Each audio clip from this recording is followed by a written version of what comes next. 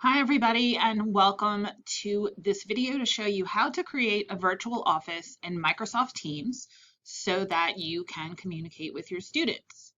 So one of the easiest ways to go about finding Teams, and you can do this on any computer that you're on, is to go into the Delgado website, click on your email, and then go ahead and log in with your email information.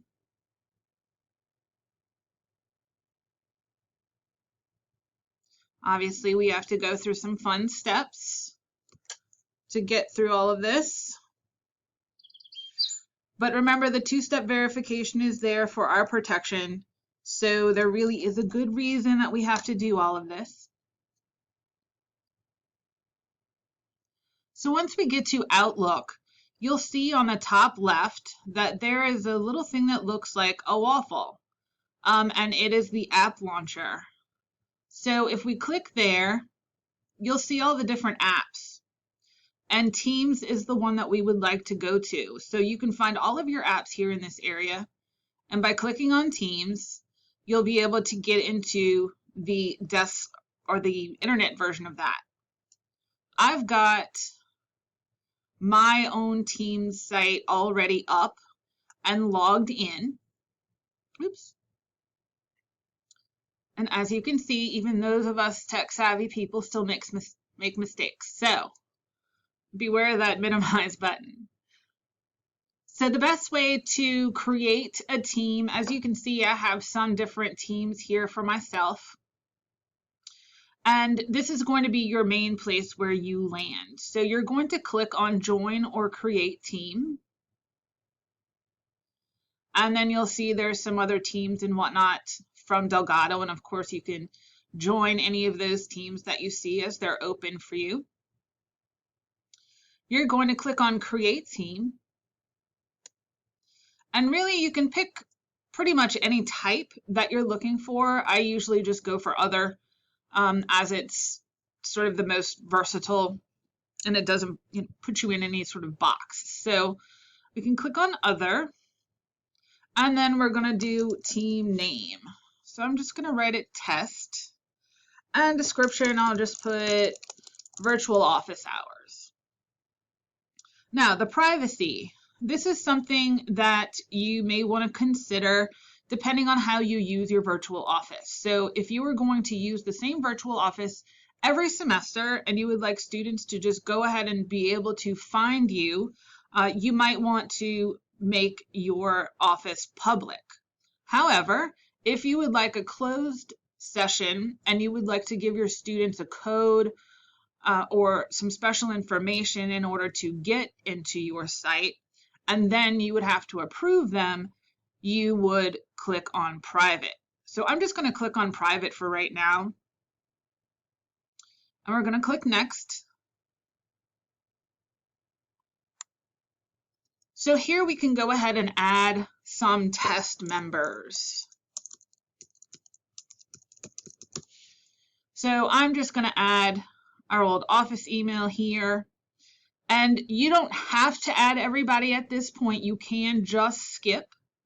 So don't worry about knowing everyone's email address. So this automatically gets you to the team that you created. So it's a very quick process and students can find you very easily. Just to give you some pointers on things you may want to use, up here at the top you have files, and you can add any kind of files that you want, particularly those that you want your students to have access to. Now be careful with this because any files that are showed can be seen by all people in the group. So if students are turning something in, you want them to do that privately. You don't want them to turn it in this files area unless you want other students to view that. Over here in the top right, you see a little video camera and a thing that says Meet. When you click that, you can automatically meet, and it sets up what some of you would call a Zoom meeting, but we're getting away from Zoom, right? We're going to Teams. You can turn your camera on and you join just as you would with Zoom or any other communication software here. So the question might be, okay, now I have this, what do I do with it? Well, you can see you have some options. In this general area, you see the 3 little buttons. Those 3 little buttons, no matter what software you're using, is a really good thing to hover over because most of the time it means more options. So if you would like to share your office hours, which surely you would like to do, you can say get link to channel. When you get the link, you can copy this link and then put that in your online course, or maybe with a QR code so students can go ahead and go straight here and join your class. Other options is how you can manage your channel, how you can get notifications. One of the things that I like is you can set it so that if someone does post on your team, you'll get an automatic notification on your cell phone. So you can set that up however you'd like. If you want to get an email address for the actual team, then you can do that and get everybody that's on the team one email all at one time. So I don't know, maybe you're going for Excellence in Teaching Award and you would like to have some students give you letters of reference. You can actually click on the teams that you've had for however many years that you've had, and students can get that information. Often students will forward their Delgado email addresses after they graduate to their personal so that they'll still get some of those emails. So you may reach out to some of those students that were previous students, particularly in the semester before, but who knows how long ago.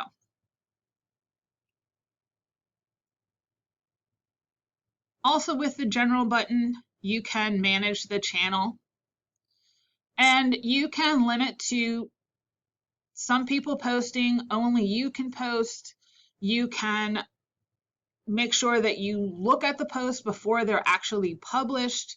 You can also see analytics. So obviously we have nothing here, but if you see students coming in and getting into the files and looking at things more, you'll be able to see their participation level. So this is just a general idea of Teams, very, very brief and easy. You can go back to the teams, edit the teams here, add a channel, add a member. You can even leave the team. So if you happen to join something, which I have certainly on occasion, that maybe you didn't mean to, you can leave the team. And then you can go ahead and delete the team. Maybe you want to create a new team for every semester or every course. So you can go ahead and clean that up at the end of a semester if you'd like. So if you click just back on General here, you'll go to the new place, a new, clean, fresh page, and you can start a conversation. As you can see, very quick and easy, and students can reply to your post, create new posts. You can create meetings and calendar invites here. You can add emoticons and funny GIF pictures. There's pretty much no limit to what you can do on Teams other than by your imagination. So if you want to do something and you don't know how to do it, please contact the office and we will walk you through how to do that. Our office email is itspd@dcc.edu, and you can call the office at 504-671-6798. Thanks, everyone. Have a great day.